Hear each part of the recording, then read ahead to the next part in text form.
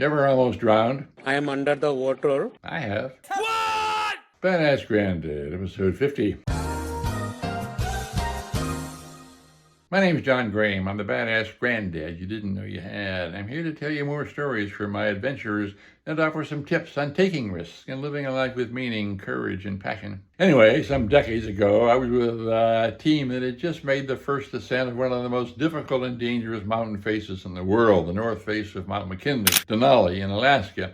Feeling really good about that, we were heading back to our van, which was a 2-day trek across the tundra. The last obstacle in that trek was the McKinley River, which was then in 11 separate braids. Now, the thing to know about mountain rivers like the McKinley is that the volume in them goes up and down by as much as a foot every day because the river's volume is determined by when the sun hits the glaciers and snowfields from the mountain that feed it. Smart thing for us to do would have been to wait for low water, because when we got to the river, it was at the highest point. 5 or 6 hours would have been much safer to cross, but we didn't do that. We didn't do that because we remembered that the manager of the McKinley Park Hotel had made a public bet that if we came back alive from this trek, which he thought was suicidal, he would feed us all the steak dinners we could eat. And shit, we've been eating rice and beans for a month, so man, we could smell those steaks.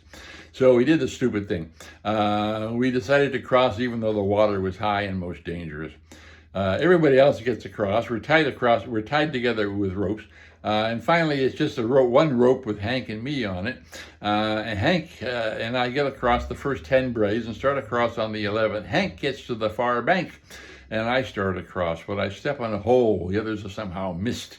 And I'm thrown down into the river bottom, and I can't swim because of the torrent and the pack weighing me down, and I'm heading out to the ocean. One of two things is going to happen. Either the rope is going to pull Hank into the flood as well, and we both are going to drown, or I will hit the far bank before Hank is pulled into the river, and that's, of course, what happened. The others rush down and pull us both to some safety. The point is this. I think that risk-taking is an important part of life, and that a life without taking risk is a life that's ultimately boring and inconsequential. But for God's sake, if you're going to take risks that are smart and not stupid, not like us not waiting for low water on the McKinley River. What's a smart risk? Smart risks are a risk where you plan, where you assess your own skills and resources, and most of all, where you do a decent job of figuring out whether or not the benefits of taking that risk justify those risks. And this can happen not just in mountain rivers, it can happen in your family, in your community, in your business, and in the world. Believe me, it will make a difference.